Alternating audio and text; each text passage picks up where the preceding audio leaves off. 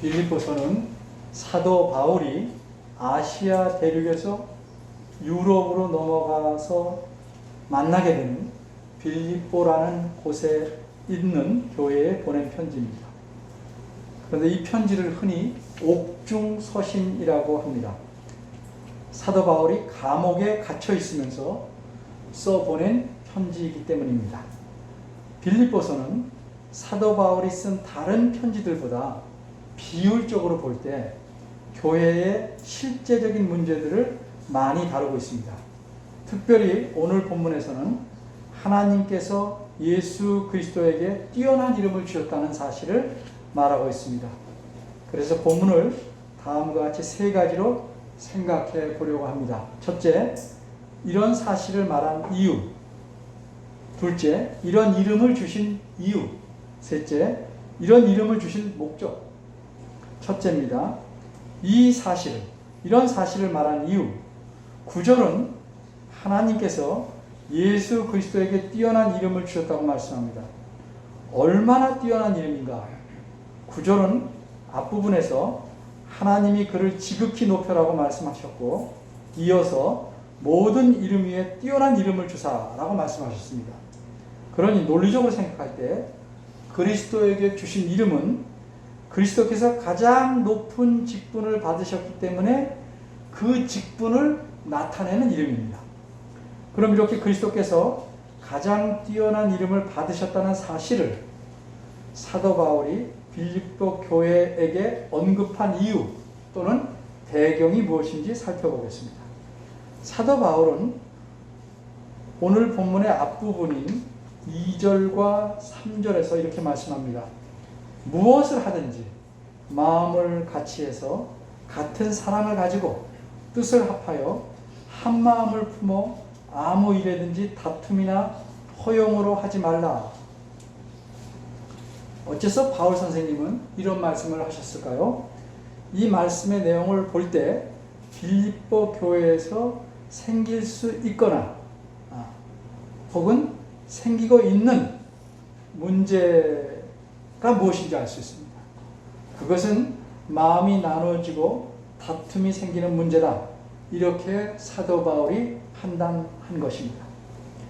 그런데 이처럼 사람의 마음이 나뉘고 다툼이 생기는 것은 유독 빌립보 교회만 갖고 있는 문제는 아닙니다. 모든 교회가 이런 문제에 처할 수 있습니다. 그 이유는 무엇입니까? 교회란 건물이 아니고 사람들, 여러 다른 사람들이 모인 것이 교회이기 때문입니다. 사람들에게서 정말 떼어내기 힘든 것이 여럿 있지만 그 중에 하나 이겁니다. 이것은 마치 밥을 태워서 밥솥에 시커멓게 달라붙어 있기 때문에 물을 뿌려도 떼어내기 벅찬 아주 시커멓게 타버린 누룽지 같은 것, 그것이 사람의 마음속에 찰싹 달라붙어 있습니다. 그것이 무엇인지 아십니까? 그것은 이기적인 욕심입니다. 오직 자기 유익만을 추구하려는 욕심입니다. 엄밀히 말해서 자기 유익을 구하는 것이 나쁜 것은 결코 아닙니다. 그럼 무엇이 나쁠까요? 자기 유익을 추구하는 방법이 나쁩니다. 그러면 자기 유익을 추구하는 선한 방법은 무엇인가? 그것은 공동적인 유익을 먼저 추구함으로써 그 안에서 자신의 몫을 얻는 것이라고 성경은 가르칩니다. 성도는 이런 방법으로 살아가야 합니다. 그러나 사람에게 늘 부딪히는 문제는 공동적 유익이 아니라 이기적 욕심을 채우려는 문제입니다. 다른 사람들보다 자신의 유익이 좀 더 크기를 바라고 우선적이기를 추구하는 욕심, 이것 때문에 교회 안에서도 늘 마음이 나뉘고 다툼이 생기고 헛된 것을, 허영이라는 건 사치에 반대 말이 아니고 헛된 것을 추구하는 일이 생겨납니다. 우리는 거울을 보고 자신의 모습을 살펴보게 됩니다. 그런데 거울이 아무리 성능이 좋아도 우리 외모만 볼 수 있습니다. 우리 외모 이상은 거울에서 볼 수가 없습니다. 그런데 사람이 자기의 속, 내면을 살필 때가 있습니다. 주로 어느 때입니까? 열받는 일이 생길 때. 왜 그럴까? 속상한 일을 당했을 때, 생각지도 않은 어려움이 생길 때, 왜 그럴까 하고 자기를 크든 작든 살펴보게 됩니다. 공항에 가면 어쩔 수 없이 거쳐야 하는 일이 있는데, 어떤 사람 앞에서 손을 벌리는 일입니다. 검색대를 통과하는 거죠. 검색대를 통과하지 않으면 비행기를 못 탑니다. 그런데 교회 안에 들어올 때는 그런 검색대가 없습니다. 검색을 하지 않고 들어옵니다. 그러니까 자신이 갖고 있는 위험한 것을 그대로 다 갖고 들어올 수 있습니다. 내 모습 그대로, 내 속에 있는 악한 것 그대로 갖고 들어와서 자리에 앉습니다. 그러기에 교회 안에서는 내 마음에 달라붙은 이기적인 욕심이 남의 욕심과 충돌하게 되면 다툼과 싸움이 일어나고 여러 가지 문제들이 생겨나게 되는 것입니다. 이런 위험을 가진 빌립보 교회에게 사도 바울은 싸움과 다툼과 이 허영의 근본 원인을 없앨 수 있는 유일한 방법을 말씀합니다. 그것은 그들에게 거울을 제시하는 겁니다. 비유적인 말입니다. 엄밀히 말해서 견본을 하나 제시합니다. 예전에 어린이들은 모를 수 있지만 남자 이발소에 가면 남자들은 따로 이발소에 가는데 사람들의 모습을 찍은 사진들을 액자에 넣어서 이렇게 쭉 걸어 놓았습니다.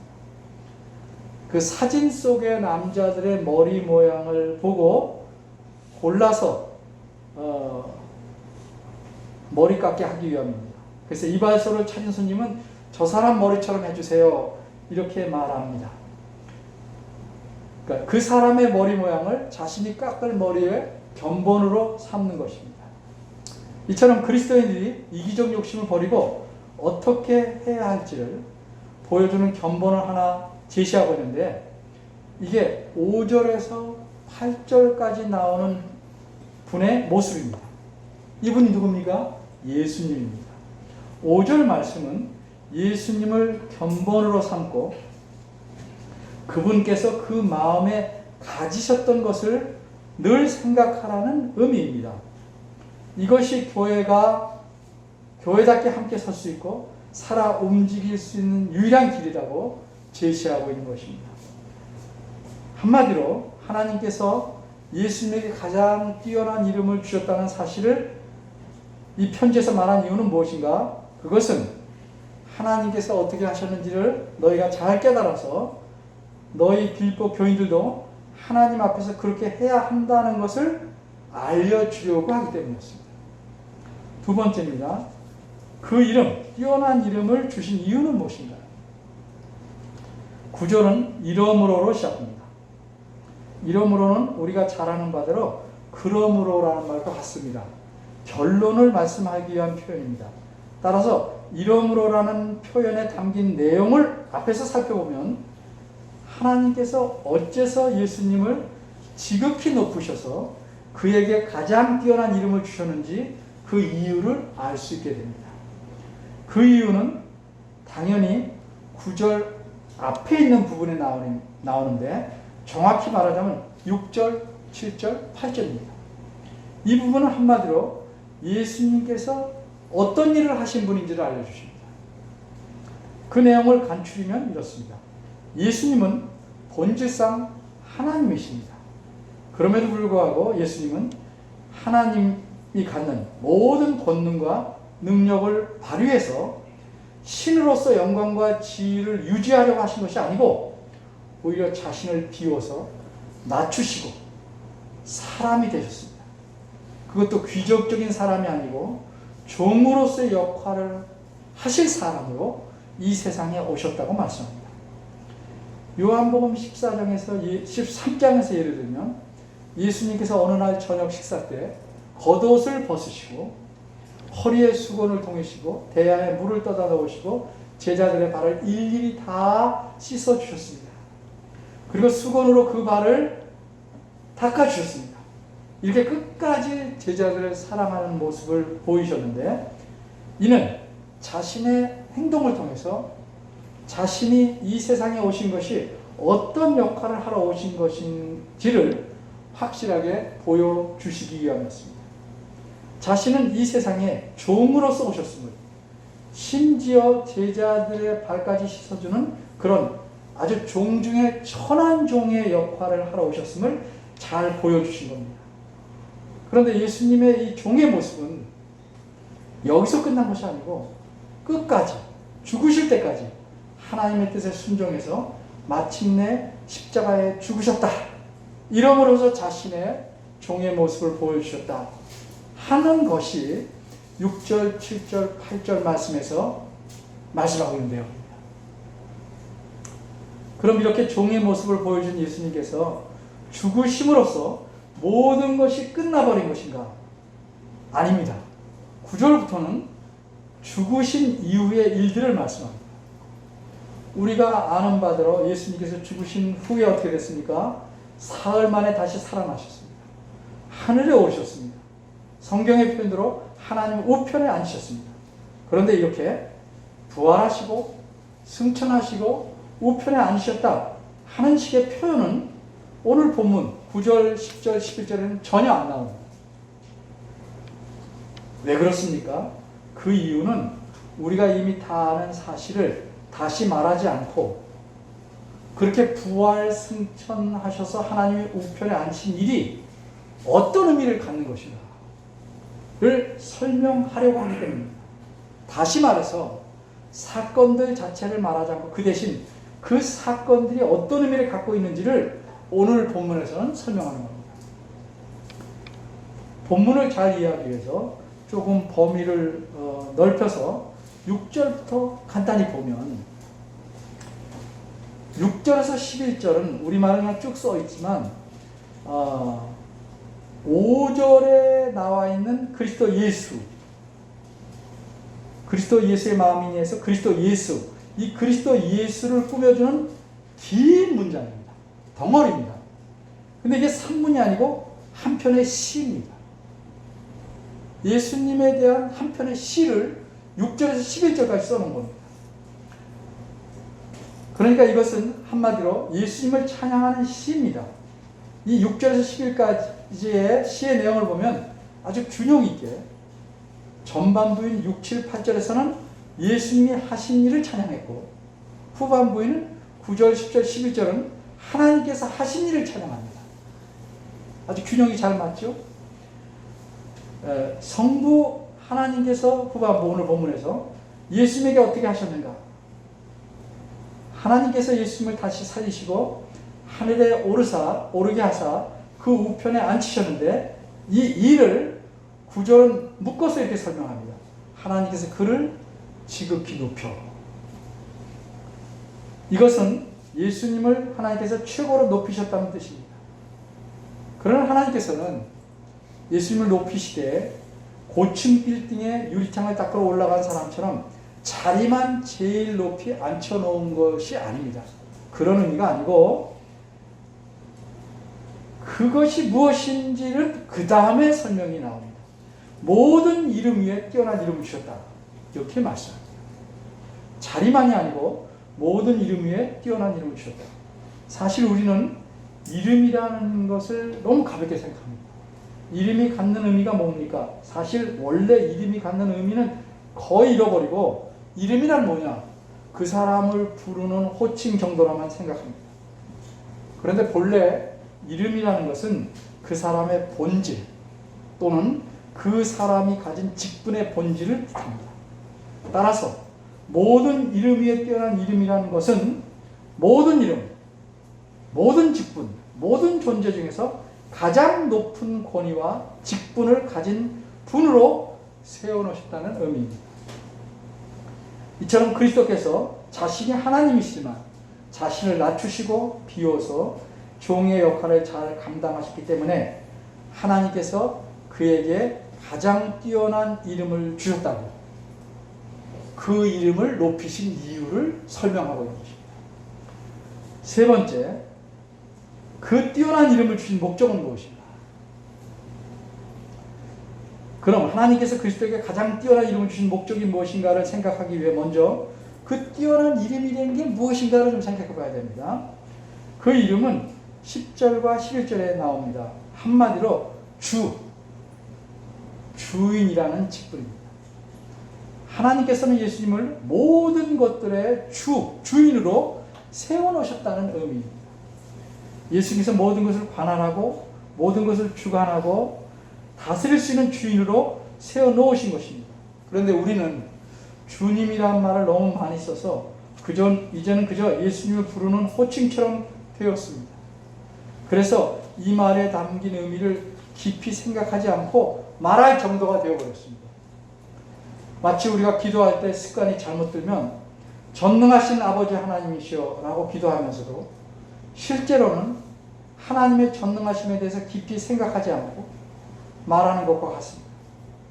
이렇게 깊이 생각하지 않고 말하니까 우리는 조그만 어려움이 우리 삶에 생겨도 심하게 두려워합니다.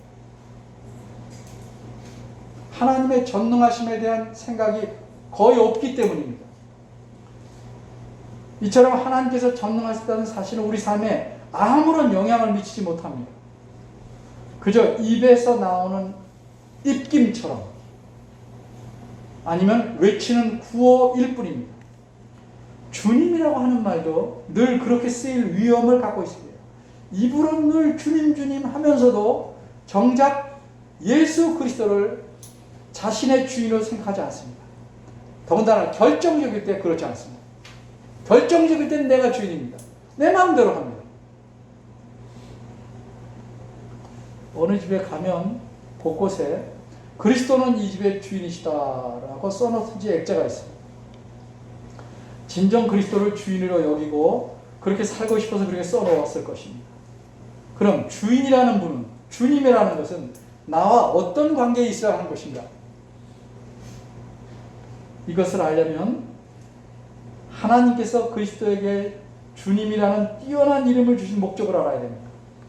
하나님께서 그리스도를 지극히 높여서 뛰어난 이름을 주신 목적이 무엇인가를 설명하고 있는 부분이 10절에서 11절입니다.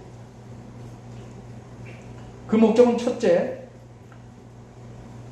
모든 무릎을 주님이신 예수님에게 꿇게 하기 위함입니다. 여기서 무릎이라는 것은 모든 존재를 비유한 것입니다. 모든 존재를 그분 앞에 복종케 만드시려는 것입니다. 바꿔 말해서 우리는 물론이고 모든 것이 그분을 주님으로 섬길 수 있도록 만드시기 위한 것입니다. 그런데 10절을 보면 모든 것을 이렇게 표현했습니다. 하늘에 있는 자들이나 땅에 있는 자들이나 땅 아래에 있는 자들이라고 표현합니다. 옛날에는 물론 신약 시대에도 이 세상은 세 부분으로 되어 있다고 생각했습니다. 하늘과 땅과 지하. 그래서 이 셋을 언급한 것은 생물이든 무생물이든 하여튼 존재하는 모든 것을 가리키는 표현입니다. 이처럼 하나님께서는 예수 그리스도를 사람들과 세상 만물이 주님으로 모시도록 하기 위해서 그리스도에게 모든 이름 위에 뛰어난 이름을 주신 것입니다. 그런데 이 일은 장차 예수님이 그렇게 되실 것이 아니고 이미 그렇게 되셨습니다. 예수님께서 부활하시고 승천하시고 하나님 우편에 앉으심으로써 예수님은 모든 만물의 주인이 되셨습니다. 물론 이 세상 우주의 모든 존재가 하나도 빠짐없이 이 사실을 인정하고 무릎을 꿇는 일은 마지막 날에, 세상 마지막에 완성될 것이지만 지금도 여전히 예수님은 모든 역사와 모든 만물과 모든 존재의 주인으로서 다스리고 계십니다.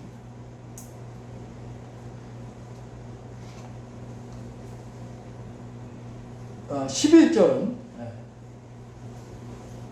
그 목적을 두 번째 걸 말하는데 10절에서 말한 사실을 비슷하게 다시 표현합니다. 모든 입으로 예수 그리스도를 주라 시인하게 하기 위함이라고 말합니다. 여기서 시인한다는 건 단순히 그래 인정해가 아니고 고백하는 것을 의미합니다. 다시 말해서 나는 그리스도를 주인이라고 속으로는 생각하지 않지만 힘에 눌려서 할 수 없이 지금은 무릎을 꿇는다. 그런 게 아니고 진정으로 그리스도를 나의 참 주인으로 고백하도록 하기 위해서 그리스도를 주님으로 세우셨다는 의미입니다. 여기서 우리가 생각할 점이 하나 있습니다. 만일 예수님께서 모든 사람을 위해서 죽고 십자가에 달려 돌아가시지 않았다면 주님이 아니 되셨을까? 하는 점입니다. 요한복음 1장 1절에서 3절을 보면 예수님께서 세상을 창조하셨습니다. 성부 하나님, 성령 하나님과 더불어 세상을 지으셨습니다. 이런 점에서 예수님은 세상 만물의 주인이십니다. 그런데 오늘 본문에서 말하는 주님이라는 것은 그런 정도의 의미가 아닙니다. 이것은 모든 사람들을, 모든 존재를 부패와 죄악에서 건져내신 구원자로서의 주님을 의미하고 있는 것입니다. 11절 후반절입니다. 이렇게 예수 그리스도를 주님으로 고백하게 하신 목적이 있습니다. 그것은 그렇게 하나님께서 하심으로써 하나님 아버지께 영광을 돌리게 하셨다는 뜻입니다. 예수님께서 모든 만물의 주인이 되시는 것이 성부 하나님의 뜻이기 때문에 그의 뜻대로 이루어지니까 그것이 하나님의 영광이 된다는 의미입니다. 이처럼 예수님께서 부활하시고 하늘에 오셔서 하나님 우편에 앉으신 것은 단지 세 가지 사건을 그냥 나열하거나 연결해 놓은 것이 아니고 이 사건들의 의미가 무엇이냐? 그것은 그리스도께서 세상 모두의 구원자 되시고 주인 되심을 공포하신 것이다 하는 사실을 말씀하고 있는 것입니다. 이제 본문의 기록 목적을 알기 위해서 오늘 본문과 5절 말씀 너희 안에 이 마음을 품으라 예수 그리스도의 마음이라 하는 말씀과 연관시켜 생각해 봐야 합니다. 분명한 것은 오늘 본문인 9절과 10절, 11절을 말씀한 이유가 너희도 예수님처럼 잘하면 주인이 될 수 있다. 이것은 아닙니다. 이렇게 이해하는 사람은 말귀를 좀 잘 모르는 거죠. 말귀를 아는 사람이라면 그렇게 이해할 수가 없죠. 그럼 왜 오늘 본문인 9절, 10절, 10절을 말씀하셨는가? 하나님 자신이 갖고 계시는, 늘 지키시는 원칙 하나를 가르쳐주기 위해서입니다. 세상 사람들은 모두 나름대로 원칙을 세워놓고 살아갑니다. 심지어 나는 원칙 없이 산다고 말하는 사람에게도 원칙이 있는데 원칙 없이 산다는 게 그 사람의 원칙입니다. 세상을 모두 다스리는 하나님께서 늘 지키시는 원칙 하나를 빌립보 교인에게 또 이 성경을 읽는 사람들에게 가르쳐 주시려고 지금 예수님을 높이셨다는 사실을 알려주는 겁니다. 그것은 한마디로 무엇인가? 하나님께서는 하나님 앞에서 자기를 높이는 자는 낮추시고 자기를 참으로 낮추는 자는 높이신다는 원칙입니다. 자기를 비워 종이 되셔서 죽기까지 순종하신 예수님을 하나님께서 지극히 높이셨다는 사실을 말씀함으로써 사도 바울은 빌립보 교인에게 하나님께서 어떤 원칙을 가지고 일하신다는 사실을 가르쳐 주려는 것입니다. 이 원칙은 간단히 다시 말하면 하나님께서는 자기를 사람이 하나님 앞에서 낮추면 그를 높이신다는 사실. 이걸 알려주려고 이 본문을 기록해 놓은 겁니다. 이런 하나님의 원칙을 빌립보 교인들이 알므로써 2절, 3절에서 말한 다툼과 허영에 빠지지 말고 도리어 어떻게 하는가? 겸손한 마음으로 남을 숨기며 자신의 이익인 욕심을 누르고 끊어낼 수 있는 겁니다. 그러나 혹시 어떤 사람이 내가 겸손히 하나님 앞에서 잘하면 내가 다른 사람의 섬김을 받는 위치에 서겠구나 하는 생각이 떠오른다면 그게 또 이기적인 욕심입니다. 그런 걸 생각하지 말아요. 하나님께서 높이신다는 말은 이 세상에서 말하는 그런 높은 지위에 세우신다는 걸 보장하지 않습니다. 하나님께서는 우리가 하나님 앞에서 겉모습만이 아니고 마음으로 진정 낮추고 겸손해지면 그를 존귀하게 여기시다는 의미입니다. 물론 존귀하게 여기시고 대우하시는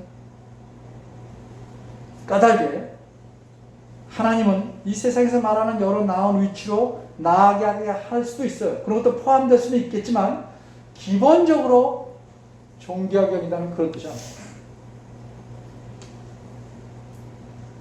오늘 본문은 하나님께서 그리스도를 만물의 주님으로 세우신 것은 자신을 종으로 낮추셔서 죽기까지 순종하셨기 때문에 그랬다는 사실을 알려줌으로써 하나님의 원칙을 가르쳐준 겁니다. 빌립보서 2장 3절 하반절을 보면 오직 겸손한 마음으로 각각 자기보다 남을 낮게 여기고 각각 자기 일을 돌아볼 뿐더러 또한 각각 다른 사람의 일을 돌아보라, 이렇게 말씀합니다. 그리스도를 주님으로 모신다는 것은 바꿔 말해서 우리가 그분의 종으로 산다는 것을 의미합니다. 그런데 주님께서 성경에서 말씀하기를 나를 섬기는 것은 곧 내 형제 자매를 섬기는 것이다, 이렇게 말씀합니다. 이게 주인의 명령입니다. 그래서 우리는 내가 어떤 특정 개인의 종이기 때문에 그를 섬기는 것이 아니고 우리 주님의 분부이기 때문에 그렇게 하는 것입니다. 가끔 이런 일을 겪어보지 않았습니까? 우연히 만난 분이 상당히 지위가 높은 분인데, 세상에서 말할 때 그분을 만나서 동석을 하게 되면 그분을 모시는 사람들이 나를 매우 깍듯이 대우합니다. 내 신분이 어떠하든 관계없이 그분 때문에 나를 깍듯이 대우합니다. 교회의 원리도 비슷합니다. 주님께서 각 사람 하나하나를 귀히 여기시기 때문에 우리는 우리 주님 때문에 내 앞뒤 좌우의 사람이 인간적으로 볼 때 나보다 못하고 흉어물이 많게 보여도 그를 귀히 여겨야 하는 겁니다. 그리고 그들의 손발이 되려고 애써야 하는 것입니다. 이것이 교회의 모습이어야 합니다. 그래서 교회 안에 섬김을 받으려는 사람이 많을수록 그 교회는 실패한 교회입니다. 그 교회는 죽어가는 교회입니다. 여러분께서 진정으로 그리스도를 주님이라고 고백하시려면 주님의 뜻이 우리 삶에서 어떻게 나타나야 되는가 늘 생각해야 됩니다. 우선 가장 기본적인 것이 여러분 좌우 앞뒤에 있는 모든 분들이 주님께서 귀히 여기시는 분이라는 사실을 늘 기억해야 돼요. 함부로 대하면 안 돼요. 인간적인 조건과 지위에 따라서 대하면 안 돼요. 우리는 서로의 부족한 것을 메우고 서로를 돌아보는 섬김의 자세를 가져야 합니다. 그렇지 않으면 우리가 교리적으로 이론적으로 내 신앙이 낫다고 내세워봤자 그것은 허구입니다. 주님이 보시기에는 허구입니다. 오늘날의 교회가 많은 사람의 지탄을 받게 되었습니다. 왜 교회만 유독히 이렇게 막 다룰 수 있는 단체로 바뀌었습니다. 왜 교회가 많은 사람에게 또 슬픔을 줘야 합니까? 섬기는 자세, 섬김의 태도가 줄어들고 다른 사람들에 올라서려고 하기 때문에 그렇습니다. 그런 식으로 살면 사람들에게는 추앙을 받고 명성을 얻을 수는 있지만 주님 보시기에는 이미 이것은 내 교회가 아니라고 하실 만한 교회를 만드는 겁니다. 사람들은 뭐라고 해도 주님께서 이것은 정말 내가 귀히 여기는 교회다 만들 수도 있습니다. 어떤 교회를 만드냐는 우리가 하는 겁니다. 그리고 그 열쇠는 우리가 갖고 있습니다. 그 열쇠가 뭡니까? 우리 각자가 서로를 겸손히 섬기는 것입니다. 이것이 교회를 튼튼하게 주님께서 귀히 여기는 교회를 만드는 열쇠입니다. 기도하겠습니다.